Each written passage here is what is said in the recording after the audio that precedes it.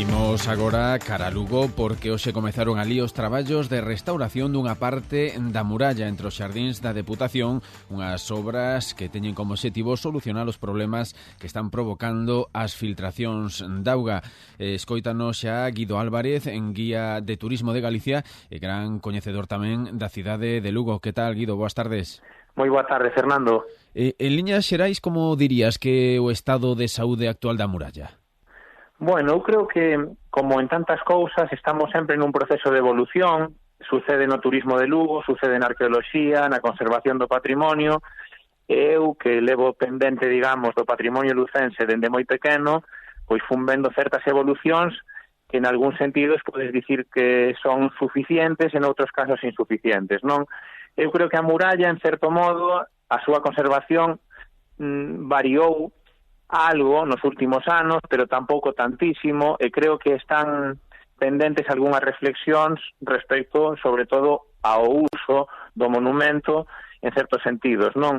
Últimamente estáse dando bastante o debate sobre si convén facer certo tipo de aglomeracións de xente, tanto, digamos, para eventos de todo tipo. E isto é algo que eu mesmo, como profesional do turismo, nalgúns sentidos sí que me planteara no pasado, pero quizáis non tanto como agora, que vou vendo dende o meu traballo moitas situacións, e creo que efectivamente é precisa unha reflexión sobre o uso que lle damos á muralla, no? Hai unha evolución positiva, diría, nos últimos anos, pero hai todavía asuntos pendentes.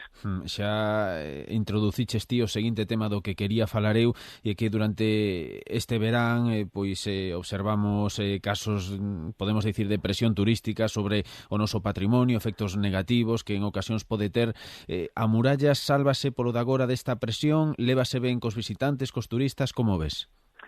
Eu diría que en liñas xerais sí, pero non quita que teñamos que adiantarnos un pouco a situacións futuras, porque eu creo que Lugo é unha cidade que está tan por descubrir para o gran público que na medida en que se vai descubrindo multiplícase, non? É dicir, unha cidade cun pasado importantísimo, digamos, e moi longo, non? É dicir, temos tanto patrimonio castrexo como romano, como suevo, como posterior, e iso fai que sexa unha cidade moi interesante. Entón, aínda que a muralla é un monumento non tan saturable como outros, porque a muralla, dentro de todo, é un perímetro de máis de 2 kilómetros e, polo tanto, é máis difícil, saturalo que certas prazas de centros históricos, por exemplo, pero aínda así temos que adiantarnos, porque creo que non estamos nese punto, pero no que se refire ao centro histórico de Lugo, non estaría tan lonxe, non? É dicir, que está moi ben ir facendo a reflexión, penso eu. Eu, por exemplo, nunha das últimas veces que falamos sobre este tema, non recordo cando nin onde,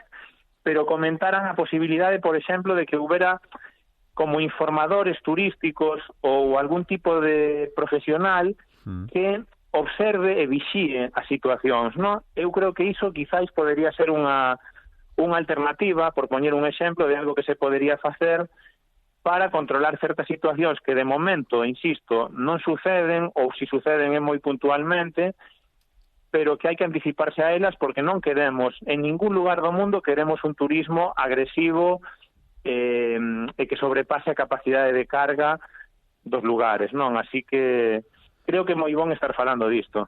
E xa para rematar, Guido, un monumento como a muralla, vémolo con estas obras, precisa unha atención continua na súa conservación. Crees que as administracións están facendo ben este labor?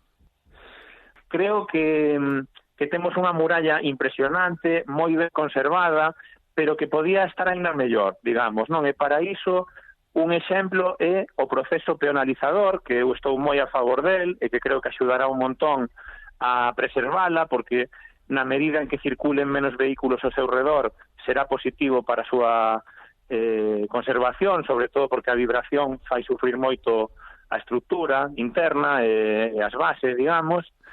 Así que, bueno, agardo que sigamos mellorando, porque, sen dúbida, é algo que temos que protexer moitísimo, no? O noso gran monumento, xa non de Lugo, sino de Galicia inteira.